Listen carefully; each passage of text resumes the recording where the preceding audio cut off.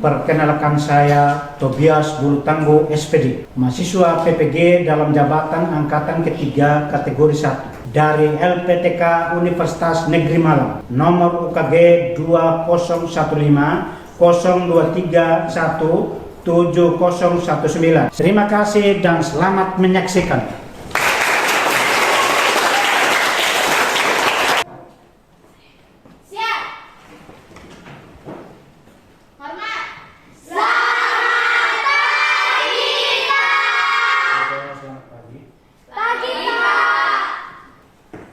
Sekali lagi saya mengucapkan selamat pagi semua. Pagi, Pak. Terus yang kedua, Anda sudah berdoa tadi? Belum. Sekarang pimpin doa dulu. Aku dan teman-teman lagi berdoa. Amin. Selanjutnya, masih semangat belajar? Masih, Pak. Coba Anda buktikan. Tepuk pagi, tepuk siang, tepuk sore, tepuk malam, tepuk siang, tepuk sore, tepuk pagi, tepuk sore, tepuk malam, tepuk pagi, tepuk sore, tepuk malam. Ya, mari kita ke depan. Walaupun siang hari ini, kita semangat ya. Ya, Kita Pak. akan duduk kembali. Dan sebelum saya membuka pelajaran, saya absensi dulu ya. Ya, Pak. Hari ini siapa yang tidak hadir? Hadir semua. Hadir semua ya. Mari Iya, kita- Pak.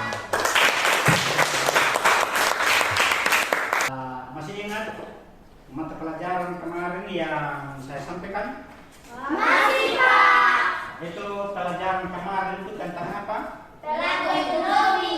Ya, pelaku Ekonomi. Pelaku ekonomi itu ada berapa? Pak. Ya, yang pertama ya, pelaku ekonomi rumah tangga atau Konsumen. konsumen. Ya, yang berikut pelaku ekonomi perusahaan atau produsen. Terus yang berikut ketiga pelaku ekonomi rumah tangga Pemerintah. Terus yang terakhir itu pelaku ekonomi luar negeri. Nah, dari kemarin yang saya sampaikan itu ada satu tujuan pembelajaran yang kita belum mencapai, yang belum kita selesaikan. Nah, jadi tujuan pembelajaran yang belum kita rampungkan kemarin itu tentang rumah tangga luar negeri. Nah, sekarang apa yang dimaksudkan dengan rumah tangga luar negeri? Jadi rumah tangga luar negeri ini punya peranan ya. Jadi peranannya apa? Nah, jadi peranannya adalah hubungan kerjasama dengan negara asing berupa perdagangan, tenaga kerjaan dan permodalan. Ya, kita lihat yang berkaitan dengan perdagangan. Jadi perdagangan yang biasa diperdagangkan oleh negara Indonesia di luar negeri itu apa? Misalnya kita ambil contoh di sini adalah yang saya bilang tadi, emas. Emas itu kan salah satu barang yang diproduksi oleh daerah Papua. Jadi Papua itu salah satu daerah penghasil emas terbanyak untuk khusus Indonesia. Nah, jadi barang yang sudah diproduksi tadi itu diekspor ke luar negeri. Itu seperti itu ya, berkaitan dengan perdagangan. Yang berkaitan dengan tenaga kerja itu kan ada tenaga kerja terampil, ada tenaga kerja terdidik, ada tenaga kerja yang bukan terdidik. Ya, dari yang saya sebutkan tadi itu, tenaga kerja terampil itu yang mempunyai keahlian khusus, ya. Ya, Pak. Keahlian khusus. Ya, misalnya dia bagaimana memproduksi suatu barang supaya menghasilkan modal atau Uang. itu seperti itu. Nah, itu kita kembali pada tenaga yang ahli tadi itu. Dia punya pakar dia. Kalau bukan pakar berarti apa dia bisa kerja? Tidak, Pak. Tidak tahu. Iya, Kalau Pak. dia punya keahlian itu berarti dia pasti menghasilkan Uang. suatu barang. Yang berikut yang berkaitan dengan apa tadi? Permodalan. Permodalan itu ya kita kembali pada pribadi masing-masing. Ya. Bagaimana kita menghasilkan suatu barang menjadi barang jadi, ya, untuk mendapatkan atau untuk memperoleh keuntungan. Ya, mari kita lihat tentang yang berkaitan dengan perdagangan internasional yang kita kenal dengan ekspor dan Impor. apa itu ekspor? Ekspor adalah kegiatan mengeluarkan barang dari daerah satu ke daerah yang Lain. ya misalnya kita ambil contoh di sini Indonesia. Cara Indonesia untuk memperoleh apa namanya keuntungan itu dia itu harus mengeluarkan barang dari Indonesia ke luar Negeri. itu salah satu contoh ya yang berkaitan dengan apa namanya ekspor. Barang-barang apa yang biasa kita ekspor selain emas tadi? Ada karet. Tahu karet? Tahu, Pak. Kita karet. Dia terkenal di Sumatera. Jadi penghasil karet terbesar di daerah Indonesia itu adalah Sumatera. Kakao. Kakao ini terkenal di daerah mana? Ya, terkenal di daerah Sulawesi. Sulawesi itu ada di mana? Ada di Indonesia. Selain itu apa lagi? Selain karet, ada tembakau. Tahu tembakau? Tahu, Pak. Jadi tembakau ini salah satu yang terkenal di Indonesia, khususnya di daerah Aceh. Tahu Aceh? Aceh itu ada di posisi mana? Di Sumatera. Selain daripada itu, barang apa lagi yang biasa diproduksi oleh Indonesia? Untuk ya pupuk. Tahu pupuk? Ya, jadi pupuk ini salah satu barang produksi yang dihasilkan oleh Indonesia untuk diperjualbelikan ke luar negeri. Itu contoh barang-barang yang sudah diproduksi oleh Indonesia. Indonesia. Ya, kita masuk tentang apa namanya Impor. Apa itu impor? Impor adalah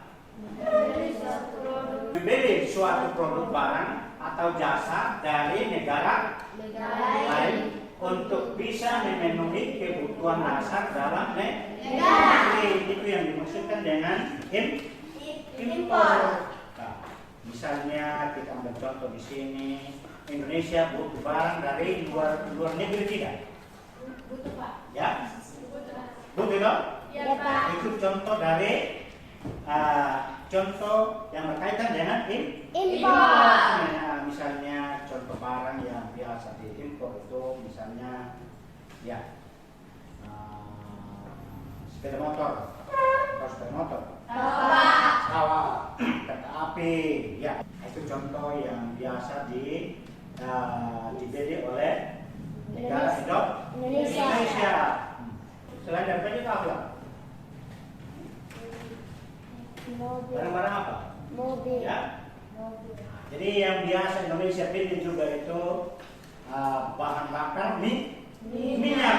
Bahan bakar minyak itu kan bermacam-macam. Ya, gitu. Ya, Pak. Ada bensin, ada solar, ada minyak tanah, ada bermacam-macam gitu. Itu yang namanya bahan bakar Minyak. Nah, kenapa harus beli di negara luar? Karena kita di Indonesia itu yang walaupun ada pengusahanya, tapi tidak sebanding dengan yang ada di luar Negeri. negeri. Itu seperti itu, sehingga ada namanya ekspor dan impor tadi. Selain daripada itu, apalagi peralatan listrik. Itu salah satu yang biasa Indonesia beli di luar negeri. Bisa ngerti? Bisa, Apa Pak. yang saya sampaikan ini? Bisa, Pak. Ya. Baik, kita lanjut. Peran ketenaga kerja. Jadi peran ketenaga kerjaan di sini itu, negara lain dapat memenuhi kebutuhan kerja atau mengirimkan tenaga ahlinya ke Indonesia. Setiap tenaga kerja yang dikirim ke luar negeri akan mendapatkan devisa negara. Benar tidak? Benar, Pak. Berkaitan dengan devisa itu apa? Devisa itu alat pembayaran dari luar negeri. Misalnya kita ambil contoh di sini, banyak tenaga yang bekerja di luar negeri. Jadi perusahaan luar negeri, demikian juga dari luar negeri datangkan tenaga ahlinya ke Indonesia. Setelah bekerja di dalamnya itu, apa yang mereka dapat? Uang. Atau upah atau gaji. Bisa ngerti? Bisa, Pak. Ini yang berkaitan dengan peranan tenaga kerja. Yang saya bilang, itu kan tenaga ahlinya itu beda dengan yang bukan ahli. Ya, kita lanjut. Ya, peran pemodalannya. Jadi pemodalan itu pada dasarnya modal. Jadi modal itu ya sama arti dengan uang ya. Ya, Pak. Jadi bagaimana rumah tangga luar negeri itu dapat memberi pinjaman atau meminta bantuan ketika mengalami kesulitan keuangan itu pasti membutuhkan Uang. membutuhkan uang dari luar negeri. Jadi pada umumnya bantuan yang diberikan oleh pihak luar berupa proyek pembangunan fisik atau kegiatan pelayanan yang bekerja sama dengan pemerintah setempat. Nah, ini yang berkaitan dengan rumah tangga luar negeri. Ya, pada umumnya untuk meminjamkan negara bisa meminjam melalui badan keuangan internasional seperti berikut. Ada bank yang namanya Bank Dunia ya, atau World. Ada yang namanya Bank Asia Development atau ADB. Ada yang namanya Bank Islamic Development atau ISDB. Ada yang namanya Bank International Monetary Fund, IMF. Jadi bank-bank ini yang punya peranan untuk bisa dipinjamkan dari masing-masing negara yang membutuhkannya. Karena kita kembali pada mata uang itu kan tidak sama, benar tidak? Ya, kita lanjut. Ya, yang berkaitan dengan ini tadi kita kembali pada ekspor dan impor ya. Kita kembali pada ekspor dan impor. Masih ingat ekspor dan impor tadi itu? Masih, Pak. Apa? Ya, Ekspor adalah ya. Suatu aktivitas mengeluarkan produk barang dari dalam negeri ke luar negeri yang saya sudah sebutkan tadi itu. Beberapa barang produk yang diekspor ke luar negeri untuk mendapatkan uang. keuntungan ya. Karena salah satu itu kerjasama antara dua negara. Apa yang kita kenal dengan istilah kerjasama bilateral, ada kerjasama multilateral. Itu seperti itu. Ya. Apa tujuan ekspor apa tujuan mengekspor barang ke luar negeri? Ya, apa tujuan mengekspor barang ke luar negeri? Tujuannya apa? Sama Sama dibutuhkan. Ya. Sama dibutuhkan. Ya, salah satu tujuan yang kita mengekspor barang ke luar negeri itu untuk mengendalikan harga produk dalam negeri. Kadang-kadang ada negara yang dilihat dari segi kekurangan barang, untuk menstabilitaskan barang itu pasti kita membutuh barang yang berasal dari luar negeri. Ya, itu contoh pengendalian harga produk dalam negeri. Yang berikut itu contoh lain itu, tujuan lain itu meningkatkan laba perusahaan. Jadi dalam satu perusahaan itu kalau memang pendapatannya kurang, bisa meminjam di luar negeri untuk memperbanyak barang supaya barang yang dihasilkan dari produk tadi itu semakin meningkat. Seperti itu. Yang berikut itu tujuan yang berikut itu memperoleh harga jual yang lebih baik. Itu seperti itu.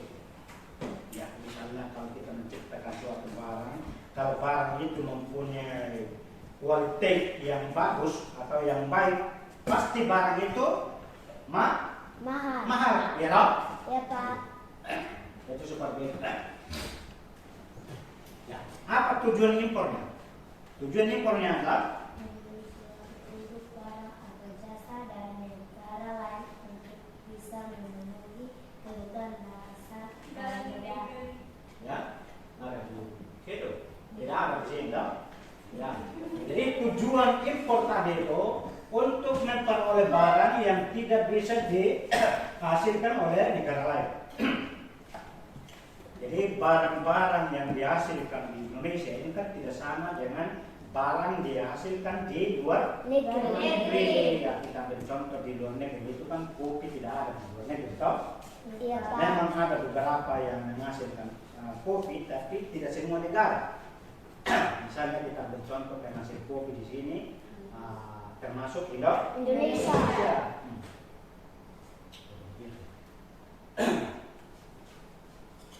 Ya, jadi untuk memperoleh barang itu harus lewat mengekspor dan mengimpor. Terus yang berikut tujuan yang berikut mendukung stabilitas negara. Jadi ada negara yang tidak stabil yang berkaitan dengan barang, keuangan, minimnya pendapatan, itu pasti ada yang namanya kerjasama negara untuk menstabilitaskan. Tujuan yang berikut menambah devisa negara. Menambah devisa negara. Ya, bisa kita bercontoh Indonesia meminjam uang ke luar negeri untuk menambah devisa negara. Baik yang berkaitan dengan materi ini, barangkali ada pertanyaan barangkali.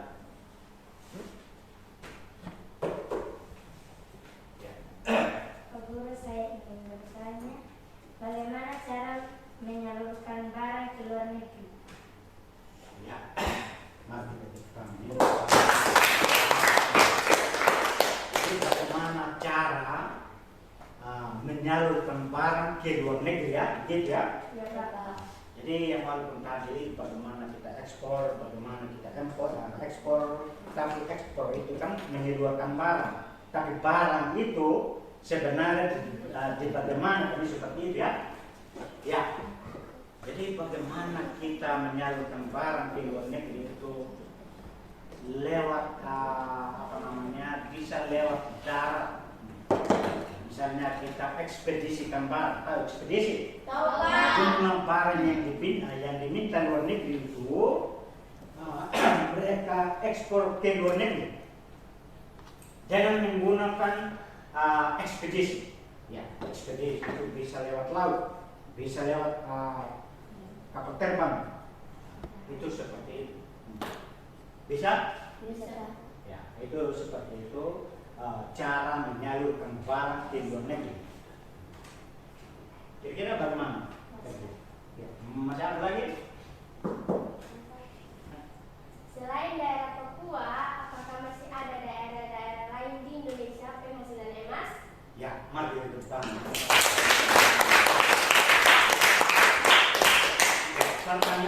begini, mengapa selain Papua, apakah masih adanya daerah-daerah lain itu yang bisa menghasilkan emas?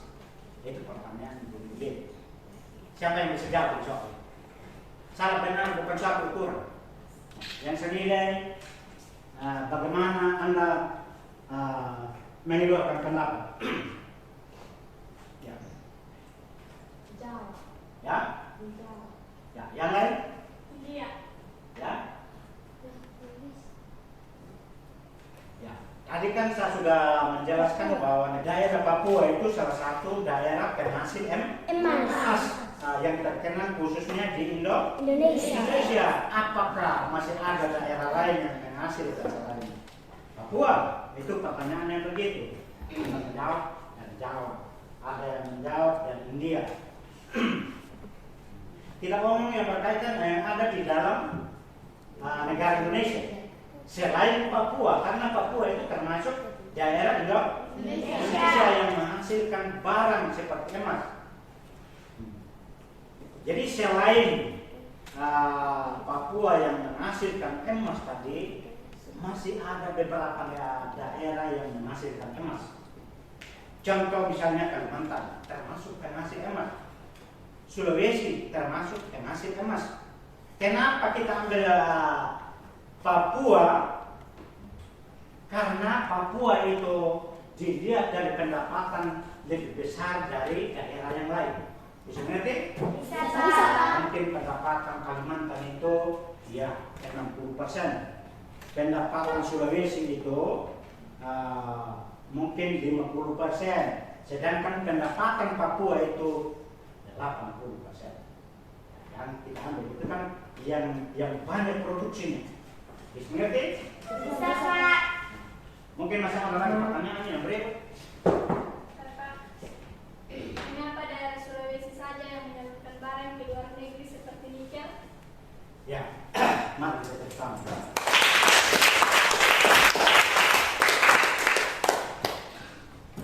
Memang yang saya sudah jelaskan tadi itu bahwa Sulawesi itu nikel itu yang paling banyak yang diproduksi di daerah Sulawesi.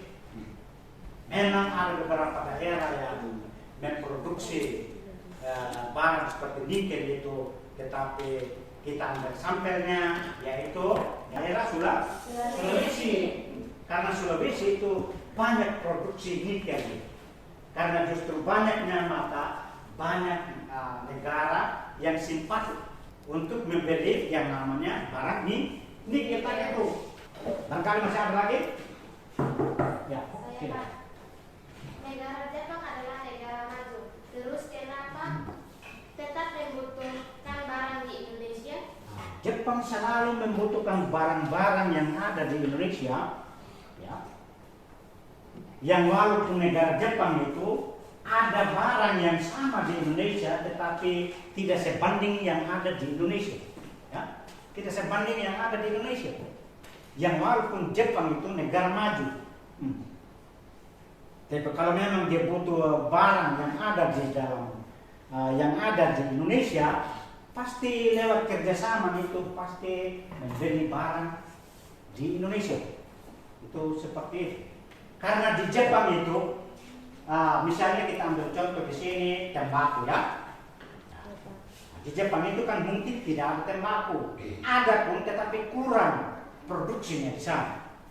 Tetapi yang lebih berproduksi itu ada di Indonesia. Sehingga caranya bagaimana? Dia harus membeli di Indonesia. Itu begitu. Kira-kira bagaimana Nona? Sudah pas, Pak. Ya. Yang berkaitan dengan materi ini, barangkali masih ada lagi yang pertanyaan? Masih ada?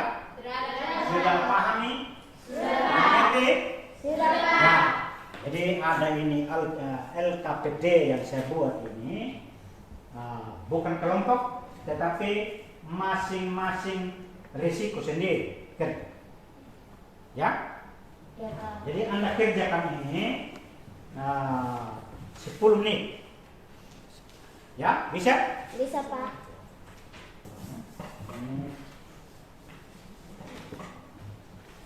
Kerja 10 menit ya. Ya, Pak.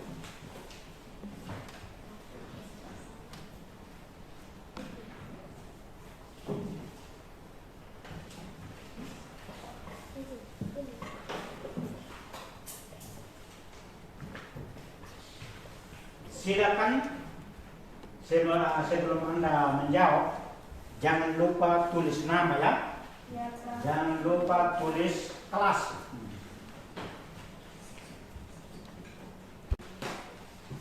Ya, kira-kira ada yang belum dipahami berkaitan dengan rumah tangga luar negeri tadi itu.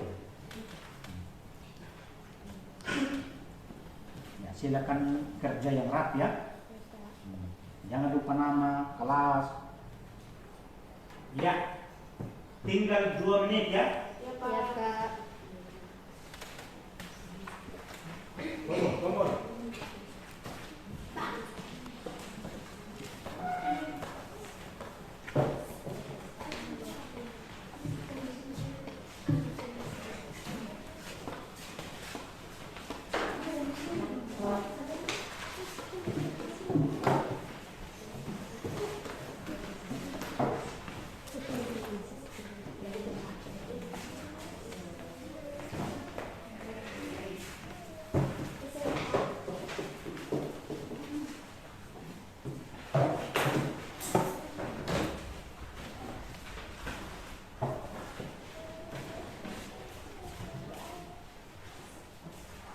Sudah semua? Sudah, Pak.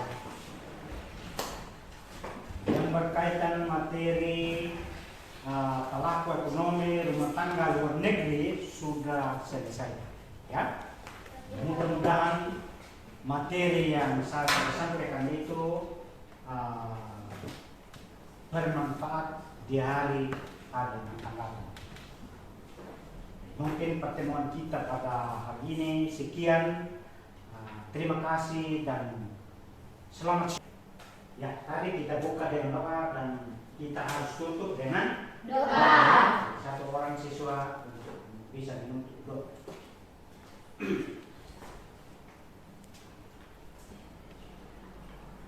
Pak Guru dan teman-teman, mari kita berdoa. Bapa kami yang di surga, dikuduskanlah namamu, datanglah kerajaanmu, jadilah engkau kami ke dalam pencobaan. Tetapi bebaskanlah kami darinya, karena engkau punya kerajaan dan kuasa dan kemuliaan sampai selama-lamanya. Amin. Oke, terima kasih kepada teman-teman yang telah menyertai dalam doa. Ya, selamat siang dan salam untuk kita semua.